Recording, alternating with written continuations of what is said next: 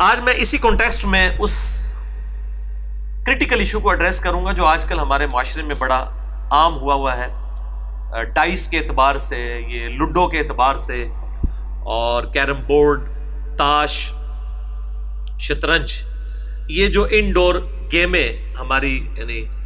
ایک سمجھ لیں کلچر کے اندر موجود ہیں، اور اب تو اینڈرائڈ ایپس بھی آ چکی ہیں ان کی، آج کل تو لوگ اسمارٹ فون کے اوپر ہی گیمیں کھیلتے ہیں، تو ان کے حوالے سے ایکسٹریم رویے پائے جاتے ہیں ہمارے علماء کے ہاں بھی اور جو لبرلز ہیں ان کے ہاں بھی، دونوں ایکسٹریمز کے اوپر ہیں۔ تو میں چاہ رہا ہوں تھوڑی سی گفتگو اس حوالے سے کر دوں، کیونکہ اکثر لوگ اس حوالے سے پوچھتے بھی رہتے ہیں، لہذا انصاف کا تقاضا ہے کہ یہ لہو الحدیث کے کانٹیکسٹ میں ہم ان چیزوں کو بھی ڈسکس کریں۔ اس حوالے سے صحیح مسلم میں ایک حدیث ہے، انٹرنیشنل نمبر کے مطابق 5896، اور مشکات میں بھی موجود ہے 4560۔ یہ جو میں نے نمبر بتایا مسلم کا، یہ 5896 انٹرنیشنل نمبر ہے۔ اگر وہ فواد عبد الباقی والی ترکیب میں دیکھا جائے تو اس کا نمبر ہے 2260-10۔ لیکن یہ کانٹینیوس نمبرنگ جو ہے وہ اینڈرائڈ ایپ اسلام 360 کے اندر آپ کو یہ دونوں نمبرنگ مل جائیں گی۔ کانٹینیوس جو ہے یہ زیادہ بہتر ہے، اسی کے مطابق عموماً اب کتابیں شائع بھی ہو رہی ہیں، دارالاسلام والوں نے دونوں نمبرنگ ایڈ کی ہوئی ہے۔ بہرحال مسلم 5896 اور مشکات انسائکلوپیڈیا آف حدیث ہے، اس میں یہ 4500 آپ کو حدیث نمبر مل جائے گی کہ آپ صلی اللہ علیہ وآلہ وسلم نے فرمایا، جو شخص نرد کھیلتا ہے تو وہ ایسا ہے گویا کہ اس نے خنزیر کے گوشت اور خون میں اپنے ہاتھوں کو لت پت کر لیا، یعنی جو ایک اللہ تعالیٰ کی طرف سے نجس جانور ہے، پلید ہے، اس کے گوشت اور خون کے اندر اگر کوئی اپنے ہاتھوں کو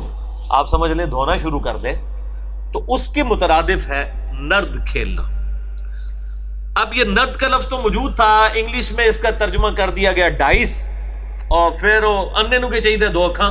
اندھے کو کیا چاہیے 2 آنکھیں۔ علماء نے کہا جی وہ ڈائس کا لفظ موجود ہے لہذا لوڈو حرام ہو گئی، کیرم بورڈ حرام ہو گیا، شطرنج حرام ہو گئی، تاش حرام۔ انہوں نے کہا جی جو جو چیز اس کے قریب بھی آئے گی نا ہم اس پہ، کیونکہ ہم حرام کہنے پہ زیادہ یعنی خوشی محسوس کرتے ہیں تاکہ لوگوں کے اندر ذرا اس قسم کا تجسس پیدا ہو جائے۔ حالانکہ اگر آپ عربی ڈکشنری اٹھائیں المنجد تو اس میں آپ کو نرد کا جو ترجمہ ملے گا، اس کی ڈیٹیل جو ملے گی وہ یہ ہے کہ یہ فارسی بادشاہوں کا کھیل تھا جس کی بساط جو ہے وہ کھجور کے پتوں کے ساتھ بنائی جاتی تھی، اور یہ بھی ایک طرح کی ایک انڈور گیم تھی، وہ لوڈو نہیں تھی، نہ اس وقت کوئی لوڈو موجود تھی، بل ایک طرح کی گیم تھی۔ اور یہ فارسی جو یعنی جو پرشین امپائر کے جو لوگ تھے، کسرا کے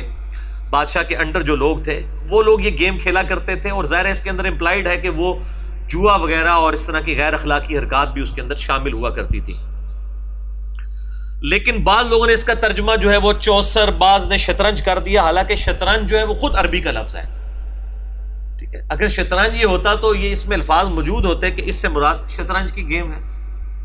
لوڈو تو ہے ہی نہیں تھا، وہ تو خام خواہ گھسیٹ کے اس میں ڈال دی، کسی نے کیرم بورڈ ڈال دیا، کسی نے کوئی گیم ڈال دی، یعنی جس کا جو ہاتھ لگا اس نے کہا جی اس میں جناب اس کو داخل کرو تاکہ جو ہے وہ لوگوں کے اوپر فتوے لگائے جائیں اور لوگوں کے ساتھ اس قسم کا کھلواڑ کیا جائے۔ شطرنج کے حوالے سے الگ سے حدیثیں موجود ہیں، لیکن میں نے جتنی تحقیق کی ہے ان میں سے کوئی ایک حدیث بھی ایسی نہیں ہے جو اصول محدثین کے اوپر صحت کے درجے تک پہنچتی ہو کہ شطرنج کو فی نفس ہی گیم کے طور پر کنڈیم کیا گیا ہو۔ باقی رہا کہ جی وہ اس کی جو استعمال ہوتی ہیں گاٹیاں وغیرہ، تو وہ جی اس میں وہ شیر بھی ہوتے ہیں، مختلف چیزیں ہوتی ہیں، وہ تو بس کھلونے کے طور پہ ہے، وہ تو بخاری مسلم میں حدیث ہے، اما عائشہ بھی گڑیوں کے ساتھ کھیلا کرتی تھی، وہ کوئی تعظیم کے لیے وہ نہیں ہوتے، نہ وہ کوئی بت کی کیٹیگری میں فال کرتی ہیں، اس طرح کی چیزیں، نہ ان کے اوپر آپ کوئی اس قسم کا حکم لگا سکتے ہیں۔ تو یہ تو یعنی غیر علمی باتیں ہیں، یہ تو اس قابل بھی نہیں کہ ان کو ایڈریس کیا جائے۔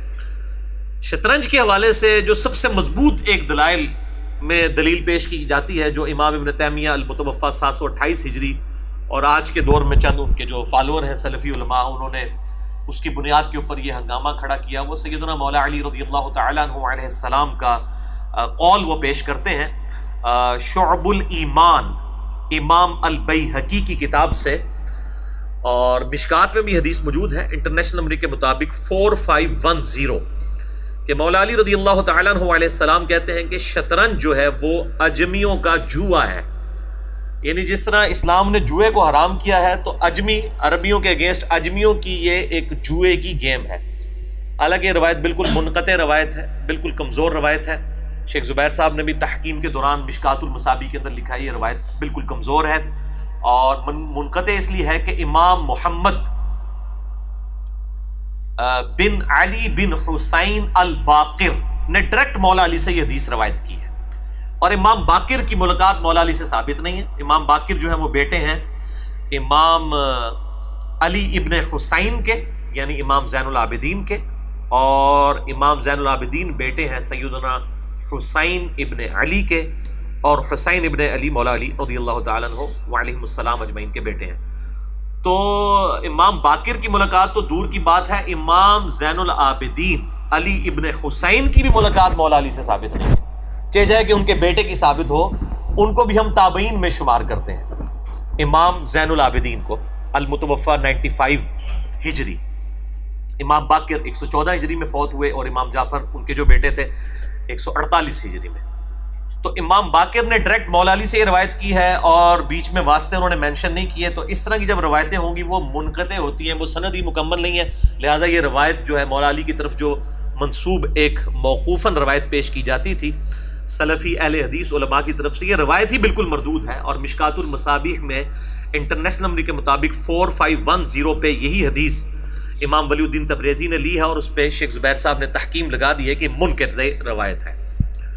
اور اس کے علاوہ بھی اور روایتیں موجود ہیں, وہ بھی کمزور درجے کی ہیں. وہ کنٹینیوس 3 روایتیں ہیں مشکات کے اندر انٹرنیشنل نمبر کے مطابق 4510, 4511 اور 4512. یہ سب کی سب ہی مردود روایتیں ہیں. شطرنج کا نام مینشن کر کے کوئی ایک روایت بھی ایسی نہیں ہے جس میں شطرنج کو حرام قرار دیا گیا ہو. اور اگر ان کمزور روایتوں کو بھی کسی نے زبردستی ماننا ہے تو وہ زیادہ سے زیادہ اس بات پر محمول ہوں گی کہ جب ان گیمز, انڈور گیمز کے ساتھ جوا لگایا جائے. یعنی اگر کہا جا رہا ہے مولا علی کی طرف کہ وہ اجمیوں کا جوا ہے, تو ظاہر ہے کہ جوا پھر کھیلا جاتا ہوگا نا اس کے اوپر, ادروائز خالی کھیلنے سے تو جوا نہیں ہو جاتا نا. تو کوئی بھی گیم فی نفسی ہی اس وقت تک حرام نہیں ہوتی جب تک کہ اس کے اوپر جوا نہ لگا دیا جائے یا وہ شرعی حدود کو پھلانگ نہ دے. اب کرکٹ ہے, وہ ساروں کے نزدیک ہی جائز ہے, لیکن کرکٹ کے اوپر جوا لگا ہوا ہوتا ہے. تو اگر جوا لگا کے کرکٹ بھی کھیلی جائے گی, یا ایون گھوڑ سواری بھی کی جائے گی, یا تلواروں نیزوں کا مقابلہ کیا جائے گا, مولوی اس پہ کہنا انہوں نے سمجھ آ جائے, جو کہتے ہیں تلواروں اور اس کی تو پریکٹس آپ سے کرواتے تھے مسجد نبوی میں, بخاری مسلم میں حدیثیں موجود ہیں. میں کہتا ہوں وہ کام بھی اگر جوا لگا کے کیے جائیں گے نا, تو جو سنت کام بھی ہیں وہ بھی حرام ہو جائیں گے. اصل جس کو کہتے ہیں نا, وہ بیماری کی جڑ کیا ہے, کورالریز بعد میں بنائے, پہلے اس جڑ کو پکڑے کہ وہ جڑ یہ ہے کہ اس کے اوپر کوئی حرام کام نہیں کیا جائے. اسی طریقے سے آؤٹ ڈور گیمیں بھی جتنی ہیں, کرکٹ ہو یا اسی طریقے سے بیڈمنٹن ہو اور باقی گیمیں, ان کے اوپر بھی اگر جوا لگایا جائے گا تو حرام ہوں گی. یا پھر جیسے فٹ بال ہے اور بسا اوقات بیڈمنٹن بھی اور ہاکی وغیرہ, جس میں لباس مرد ایسا پہنتے ہیں کہ جس میں